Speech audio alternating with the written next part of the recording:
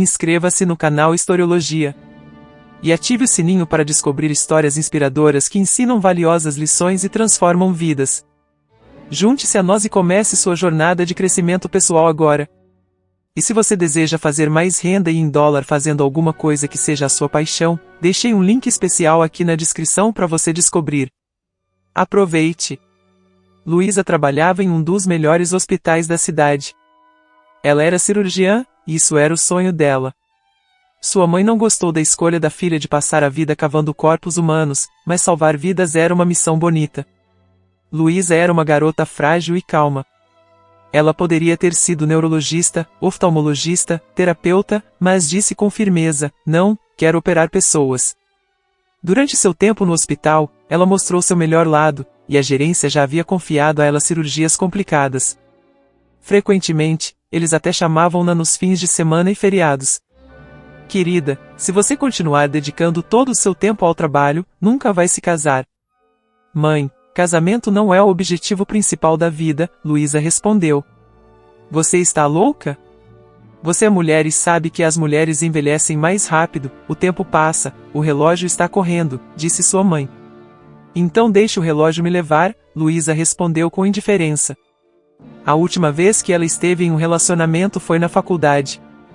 Ela estava apaixonada por um colega de classe, mas ele a traiu com sua melhor amiga. Desde então, Luísa havia se afastado de seus amigos e mantido distância deles, assim ela não teria que suportar toda aquela dor novamente. Mas ela era linda, com cachos loiros, pele de porcelana branca e olhos castanhos. Ela era como uma boneca, mas essa boneca tinha um caráter de aço. Sua profissão estava cobrando o seu preço. Naquela noite, Luísa já havia saído do hospital. Foi um longo dia, 2 cirurgias marcadas pela manhã e, então, ela operou um homem após um acidente de carro por várias horas. Agora sua vida não estava em perigo, mas ela estava exausta. Ela caminhava pela calçada do parque do hospital e desejava ir para o apartamento dela e da mãe, tirar as botas e o casaco, ir direto para a banheira. Lá, ela passaria uma hora inteira na banheira branca como a neve, em um banho de espuma de amora. Então, ela iria para a cama e cairia em um doce sono. De repente, ela ouviu um gemido pesado. Luísa parou e olhou em volta, perplexa. Estava escurecendo e congelava naquela noite. Luísa estremeceu de frio e olhou para os arbustos próximos, parecia que era de lá que vinham os gemidos. Quem está aí? Ela perguntou em voz alta e ousada. Caminhou em direção ao enorme arbusto, acendendo a lanterna de seu celular. No segundo seguinte, ela viu um homem deitado no arbusto. Ele estava se contorcendo de dor, ofegante, tentando gritar alguma coisa, mas tudo que saiu de sua garganta foi um gemido. Luísa se aproximou, viu o homem, e recuou. Era um sem-teto vestido com alguns trapos. Ele tinha certa idade, cabelos muito longos e sujos, e barba grisalha. O cheiro confirmou novamente, era um homem que havia atingido o fundo da sociedade. Talvez ele tenha bebido, ela se pegou pensando duvidosamente, mas imediatamente percebeu que estava tentando encontrar uma razão para não se aproximar. Ela imediatamente sentiu vergonha, afinal ela era médica, e estava claro que ele precisava de ajuda médica. Senhor, você está bem? Precisa de alguma ajuda? Ela perguntou e sentou-se ao lado do morador de rua. Ele olhou para ela com os olhos cheios de dor e desespero e apenas gemeu novamente, segurando o estômago. Eu sou médica, deixe-me examiná-lo, Luísa disse suavemente, tocando o pobre homem com a mão. A voz calma e a bondade que ele havia esquecido há muito tempo fizeram congelar. Luísa colocou a mão no abdômen, pressionou algumas vezes e imediatamente disse: ele precisa de ajuda urgente. Luísa discou o número da emergência do hospital e chamou por médicos, um paciente no parque. A recepcionista ficou surpresa, então falou: mas você precisa chamar uma ambulância do hospital municipal gratuito.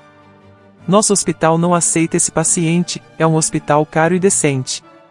Sem paciência, Luísa falou, o homem precisa de cirurgia urgente, ele pode não conseguir chegar a outro hospital. Mande uma ambulância para cá agora. A recepcionista não podia desobedecer à voz de comando da cirurgiã, e logo os médicos correram pelo caminho do parque com a maca. Quando viram o homem, ficaram confusos. Luísa, tem certeza que pode levá-lo ao nosso hospital? Um deles questionou. Você sugere que deixemos ele aqui? Ela disse indignada. Mas ele é um mendigo, e trabalhamos em um hospital caro, o paramédico argumentou. Antes de mais nada, ele é um ser humano. Leve-o com cuidado e coloque-o em uma maca. Os paramédicos apenas encolheram os ombros e fizeram o que a médica lhes disse. Todos na sala de emergência também estavam em choque. As enfermeiras ficaram pálidas, até os zeladores ficaram em choque, e Carlos, o médico de plantão, disse que não faria a cirurgia. Eu não chego nem perto desse mendigo, disse ele. Eu posso fazer isso sozinha, Luísa sorriu e ordenou às enfermeiras. Ok, meninas, do hospital municipal vão cuidar desse mendigo logo, Carlos falou. E onde eles vão levá-lo para outro hospital? Perguntou ela. Eles levam todos como ele para lá, disse o homem. Mas é mais de 1 hora de distância, e ele obviamente irá piorar caso pegue uma viagem dessa nesse estado. Ele pode morrer no caminho, Luísa disse com um olhar frio. Então você acha que devemos tratar todos os mendigos, Luísa? Você está em um hospital de classe, onde pessoas ricas e até milionários vêm. Ele está sujo, fede, pode estar com alguma infecção, falou o médico de plantão, indignado. Uma boa limpeza da sala de cirurgia elimina todos os problemas, Luísa respondeu e rolou o mendigo em uma maca para dentro do quarto.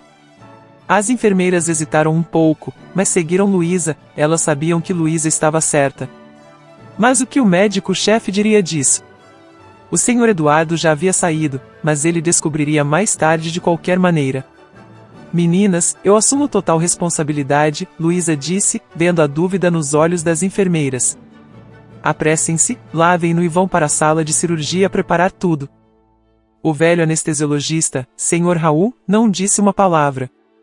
Ele era um homem de hábitos antigos, assim como todos na mesa de operação. Ele apreciou a atitude de Luísa e tentou não pensar na reação do médico-chefe, mas não duvidava que, para Eduardo, o médico-chefe faria um escândalo. A operação foi bem sucedida, embora com dificuldades. Luísa, você tomou a decisão certa. Se ele tivesse sido enviado para outro hospital, ele já teria morrido, o Sr. Raul disse a ela. Sim, é exatamente isso que venho tentando dizer a todos, Luísa assentiu. Mas esteja pronta para ser repreendida por Eduardo, o anestesista avisou. Mas por quê? O Sr. Eduardo não é humano? Acho que ele irá entender, disse ela. Em primeiro lugar, ele é um empresário. Quero dizer, quem vai pagar por essa operação? Ele nem tem identidade, o Sr. Raul lembrou-a bem, ele ficará em nosso hospital por apenas alguns dias, então o levaremos para o hospital municipal. Ela era muito ingênua, mas Luísa tinha certeza de que o médico-chefe iria entendê-la. Ela voltou para casa somente depois da meia-noite. Já havia se esquecido do banho, ela apenas lavou o rosto rapidamente, foi para a cama e desabou no travesseiro, caindo em um sono profundo. De manhã, um telefonema a acordou. Era o médico-chefe do hospital. Ele estava gritando ao telefone que Luísa causava condições anti-higiênicas e violava regulamentos. O que devo fazer agora? Colocar o hospital em quarentena? O Sr. Eduardo gritou. Por quê? Quero dizer, fizemos todos os testes, até fizemos uma radiografia de tórax naquele homem. Não há nada de errado com ele é saudável, Sr. Eduardo. Ele teria morrido se não tivéssemos operado, Luísa respondeu calmamente. Mas por que você se importa? Ele é seu pai, irmão, marido ou amigo?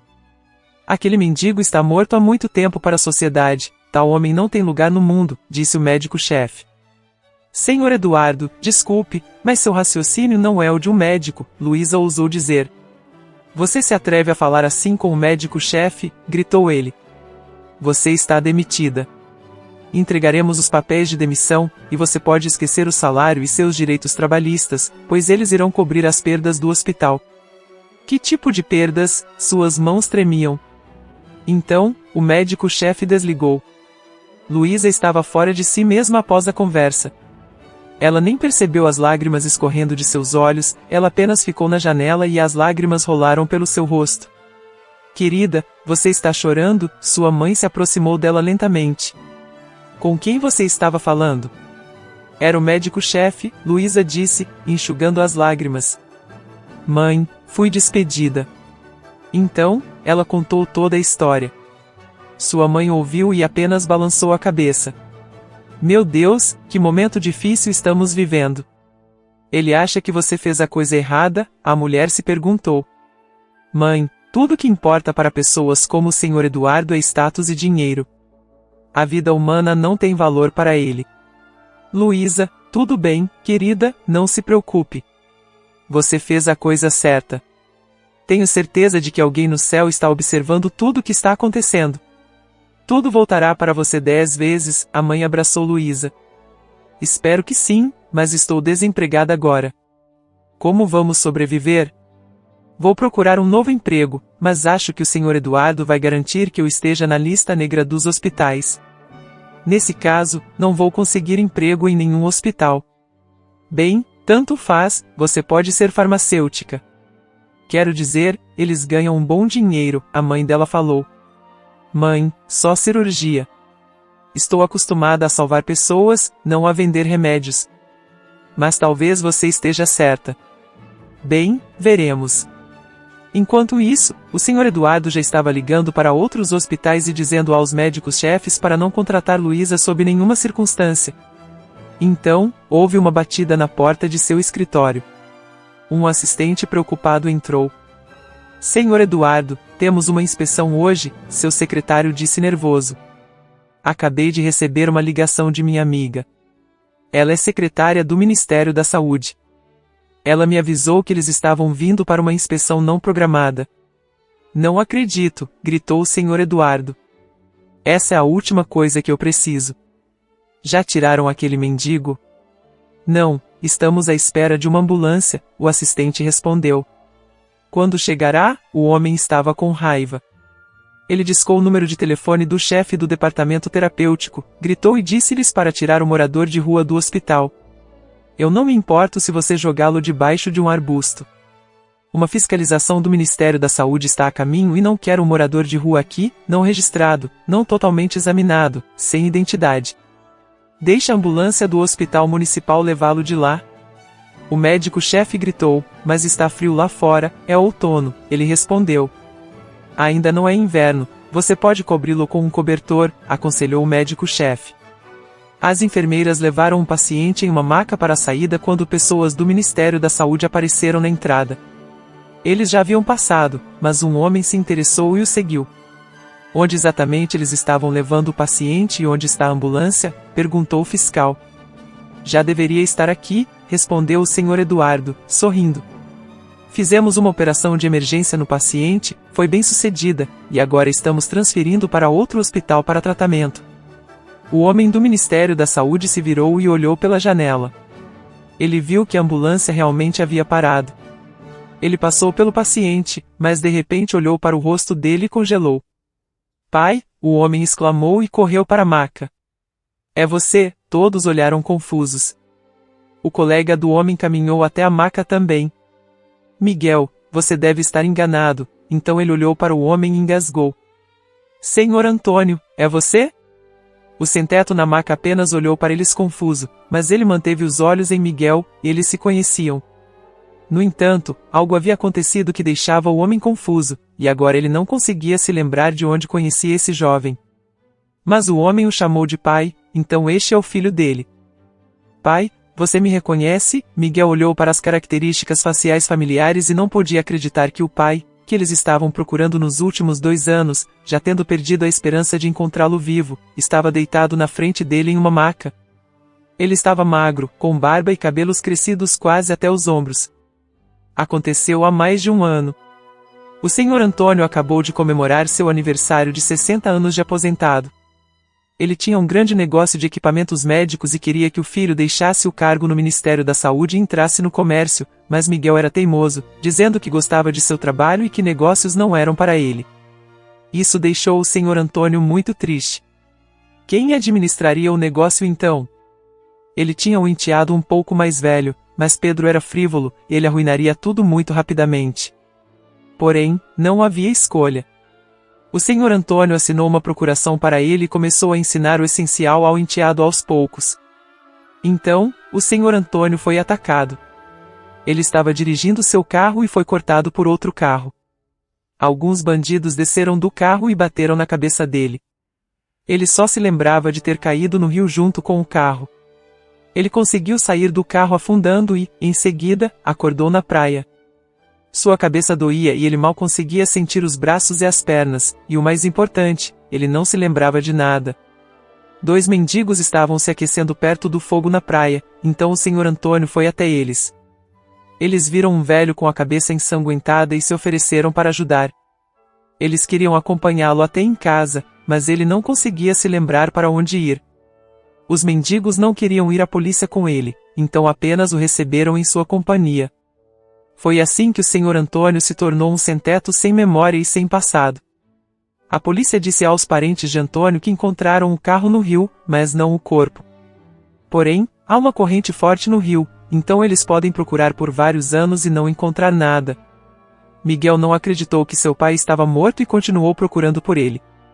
Apesar de estar na mesma cidade, eles sempre andavam por ruas diferentes e nunca se encontraram. Pedro, o enteado, rapidamente assumiu o papel de chefe da empresa e começou a construir o negócio à sua maneira. Mas ele administrou de tal forma que a empresa estava à beira da falência. Miguel ficou furioso porque seu irmão quase levou os negócios de seu pai à falência. Como eles vão contar ao pai quando ele voltar? As pessoas não voltam à vida após a morte, Pedro sorriu.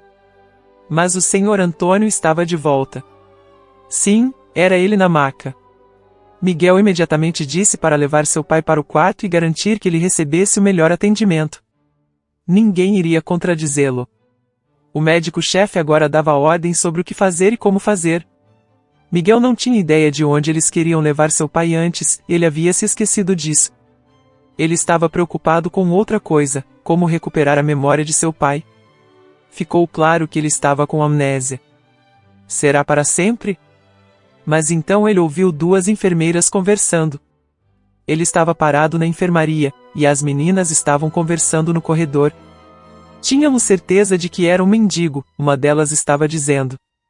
O Sr. Eduardo está fazendo o possível para agradá-lo agora, mas ainda assim ele demitiu Luísa porque ela salvou uma vida humana. Exatamente. Eu sinto muito pela garota. Existem poucos médicos tão talentosos quanto Luísa, então a outra enfermeira respondeu. Mas sempre haverá injustiça. Então, talvez devêssemos contar ao homem do Ministério da Saúde. Ele deveria saber quem salvou seu pai e quem acabou sendo demitido por isso, a enfermeira sugeriu à colega. Oh, não, o Sr. Eduardo vai nos punir por isso, ela falou. Então Miguel apareceu atrás da porta. Com licença, meninas, mas eu ouvi tudo, ele disse sem rodeios. Diga-me o que realmente aconteceu. A enfermeira estava corada e excitante no início. No entanto, Miguel também poderia demiti-las caso quisesse. Com medo, elas não guardaram segredo e contaram a ele que encontraram o pai de Miguel, como Luísa operou sem ouvir os absurdos de ninguém e como o médico-chefe gritou quando a demitiu. Eles também disseram a ele que o Sr. Eduardo queria jogar o paciente na rua para que os inspetores do Ministério da Saúde não vissem o morador de rua sem identidade no hospital. Depois de ouvi-las, Miguel foi ao consultório do médico-chefe. O doutor estava feliz, a inspeção nunca ocorreria. Ele podia relaxar agora, e o fato de que o mendigo era o pai do inspetor, ele pensou que era até benéfico para ele. Ele estava pronto para contar como salvou um velho em seu hospital. Sim, queriam transferir o paciente para outro hospital, mas estava tudo dentro do protocolo. Ele não esperava que a equipe o delatasse, mas todos estavam cansados de sua arrogância e mau humor. Você não precisa se preocupar, o Sr. Eduardo sorriu quando viu Miguel na porta de seu escritório. Seu pai está em um dos melhores hospitais. Vou garantir que ele receba o melhor tratamento. Eu não duvido disso, ele sorriu sem graça, sentando-se em frente ao médico-chefe, olhando nos olhos. Porque agora você sabe quem é o filho dele, mas antes disso você queria jogá-lo na rua como um cachorro. Vadio, você está falando? Você está errado, disse o Sr. Eduardo, nervoso. Você também demitiu a garota que salvou meu pai, continuou Miguel. Ela que quis se demitir, disse o médico-chefe. Mentiroso. Eu sei a verdade. Vá até aquela garota agora e convença-a a vir aqui, Miguel disse. Entendido. O médico-chefe assentiu e saiu correndo do escritório, deixando Miguel sozinho. Quando Luísa viu o médico-chefe no limiar de seu apartamento, ela ficou confusa. Teria ele decidido não enviar os papéis da demissão, mas trazer ele mesmo os documentos? Luísa, esqueça tudo que eu te disse. Eu cometi um erro. Desculpe. Vamos para o hospital, o filho daquele velho que você operou está esperando por você lá. Luísa, você fez um ótimo trabalho. Acabou sendo o pai de um dos executivos do Ministério da Saúde. O pai do executivo? O que ele estava fazendo na rua, ela ponderou. É uma história complicada. Acho que a polícia vai lidar com isso agora, disse o homem. Luísa hesitava, mas ela amava seu trabalho. Ela teve que superar seu orgulho e foi para o hospital com o Sr. Eduardo. Miguel, vendo a jovem cirurgiã, ficou surpreso. Ela é tão jovem e não teve medo de ir contra o chefe. Isso é muito corajoso. Volte ao trabalho. Ninguém vai te demitir novamente. O Sr. Eduardo percebeu seu erro, ele disse à garota. O médico-chefe assinou com a cabeça, embaraçado. Luísa mal pode conter o riso, pois era a primeira vez que o Sr. Eduardo parecia tão patético. Vários meses se passaram, e o Sr. Antônio recebeu alta. Luísa estava trabalhando no hospital, e todos se esqueceram desse incidente. Então, a notícia se espalhou por toda a cidade. A polícia descobriu que o enteado do Sr. Antônio, Pedro, foi o responsável pela tentativa de tirar a vida dele. Ele havia ordenado que fizessem aquilo com seu padrasto. Ele mal podia esperar para ficar com os negócios dele, então ele decidiu intensificar o processo. Agora, ele está preso. O Sr. Antônio recuperou a memória, mas não voltou ao negócio. Em vez disso, uma velhice normal o espera ao lado de seu filho carinhoso. Mais tarde, Pedro conseguiu liberdade condicional apenas porque Miguel contratou um bom advogado. Seu pai pediu-lhe que o fizesse, ele não queria que o enteado fosse preso, lá sua vida seria arruinada. Após o julgamento, Pedro foi para outra cidade e não teve mais contato com a família. Como ele pode? O médico-chefe disse quando soube dos detalhes. Como um ser humano pode fazer uma coisa dessas? Seus colegas ouviram e apenas assentiram, mas depois sorriram. O Sr. Eduardo não era alguém que tinha o direito de falar sobre honra e moralidade. Depois, houve uma inspeção no hospital. Eles descobriram que o médico-chefe havia desviado o dinheiro do Estado. Todos os fundos fornecidos pelo Estado para o hospital foram para o bolso do Sr. Eduardo. Ele foi julgado e acabou em liberdade condicional também. Agora, ele não fala mais sobre honra e moralidade, ele foi suspenso da profissão médica. Luísa ainda trabalha como cirurgiã, mas agora, depois de um dia de trabalho, ela não está correndo para a casa da mãe, mas para um encontro. Sim, ela está namorando Miguel, e eles vão se casar em breve. O homem é um pouco mais velho que Luísa, mas essa diferença de idade não é nada, porque o amor não conhece fronteiras.